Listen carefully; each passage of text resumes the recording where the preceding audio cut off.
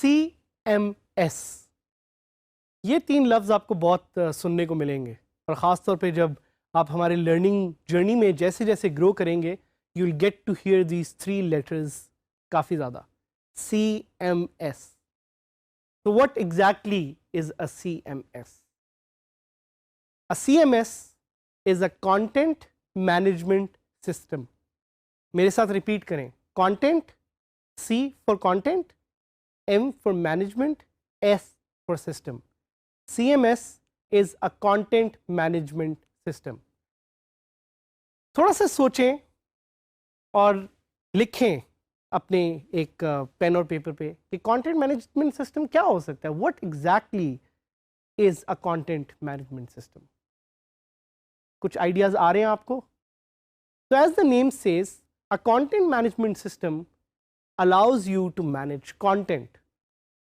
Content क्या होता है? कंटेंट, जिस तरह के हमने पिछले एक लेसन में भी जिक्र किया, इज वो मवाद जो आपको इंटरनेट पे काफ़ी ज़्यादा नज़र आता है. It could be in form of pictures, it could be in form of videos, it could be in form of text, it could be in form of links, it could be in form of file. So CMS is a software that stores content. इसकी एक example मैं आपको देना चाहूँगा which will help you understand कि CMS exactly होता क्या. CMS को वेब इंजन भी कहा जाता है. So very good example is to think of it as a car engine.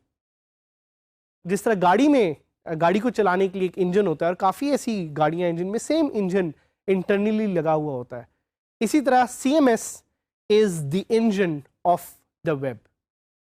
सो जिस तरह एक गाड़ी में इंजन उसकी फंक्शनैलिटी को मैनेज करता है, बेशक गाड़ी ऊपर से जैसी भी देखने में हो या जैसी भी काम करती हो, CMS is manages the engine of a particular management system. तो CMS में 2 चीज़ें होती हैं. CMS has a back end and CMS has a front end. Back end वो एरिया है जिधर से the person who is the administrator या in short admin can manage the content of that CMS. And the front end is how the CMS looks from the front.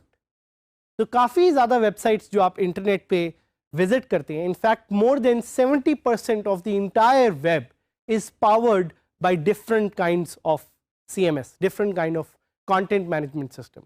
और इसका जो backend है वो एडमिन्स खुद लॉगिन करके उसको change करते हैं. इसकी एक बड़ी सिंपल सी example is a Facebook page.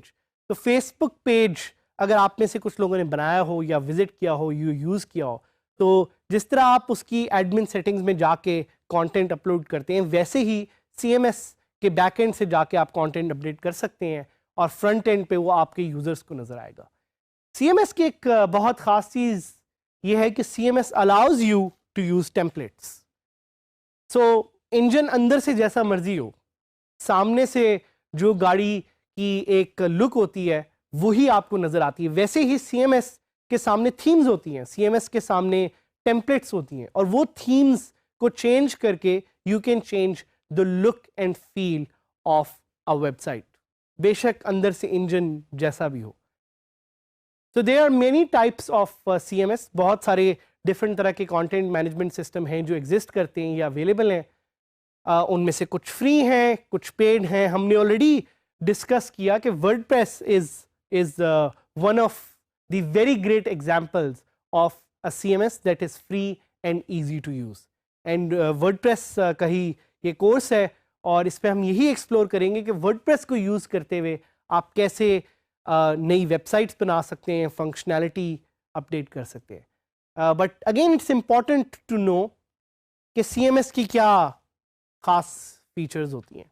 तो CMS usually has great SEO features. SEO का एक कोर्स भी है DG स्किल्स का जो आप ले सकते हैं और उसमें भी कुछ CMS का जिक्र है. So जिस तरह मैंने आपको बताया कि using a CMS you can do SEO fast because a CMS usually has built-in SEO tools. SEO से मुराद सर्च इंजन ऑप्टिमाइजेशन. एक और फीचर जो CMS में होती है वो ये होती है कि CMS usually has user management tools. तो अगर आपके बहुत सारे यूजर्स हैं, लेट्स से आपकी एक सब्सक्रिप्शन वेबसाइट है या लोग आपकी वेबसाइट पे आके कोई परचेजेस कर रहे हैं, आप उन यूजर्स को या उन परचेजेस को मैनेज कर सकते हैं thanks to a CMS and the built in feature it has. उसके अलावा CMS की एक बहुत अमेजिंग फीचर ये है कि आप इससे ईमेल्स मैनेज कर सकते हैं। तो अगर आपने अपने यूजर्स को ऑटोमेटेड ईमेल्स भेजनी है, your CMS can help you do that. CMS also usually has a support for built-in file types like HTML, file types like PDF। और एक CMS की जो सबसे ख़ास फीचर है वो ये है कि आप उस CMS को एक्सटेंड कर सकते हैं using softwares that are known as plugins, और प्लगइन्स का हमने थोड़ा सा पहले जिक्र किया भी था।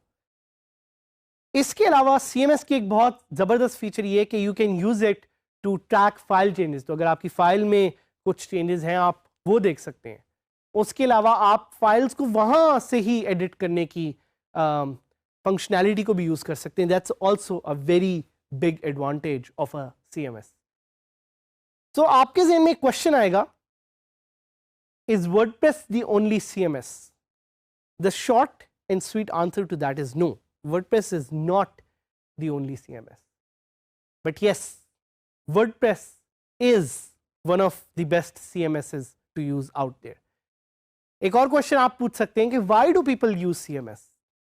भाई लोग आखिर कंटेंट मैनेजमेंट सिस्टम क्यों यूज करते हैं? वो इसलिए क्योंकि कंटेंट मैनेजमेंट सिस्टम को यूज करते हुए आप अपना काम जल्दी कर सकते हैं। So instead of creating a website from scratch, if you use a CMS, you are able to create websites in probably just a day।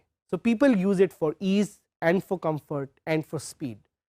और benefits क्या हैं? Let's explore some of the benefits। Benefits यही है कि आपको speed मिलती है, आपको security मिलती है, आपको stability मिलती है। These 3 S's are one of the key reasons why people use a CMS। But let's look at some of the cons। क्या वो चीज़ें हैं जिसकी वजह से CMS should not be preferred या उसके कुछ challenges होते हैं? So one of them is a security risk। CMS update होते हैं लेकिन they take their time। So it's very important for you to use the latest version of the CMS you're using। So in this case we encourage you कि आप WordPress का latest version use करें।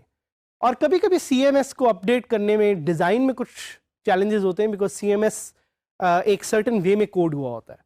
तो ये एक और challenge है CMS का, is the difficulty in design. और ऑब्वियसली कुछ फंक्शनैलिटी लिमिटेशंस हैं जो आपको फेस होंगी while using a CMS, but we'll give you some of the best tips in this course, so we'll make sure that you make the most efficient use of WordPress as a CMS।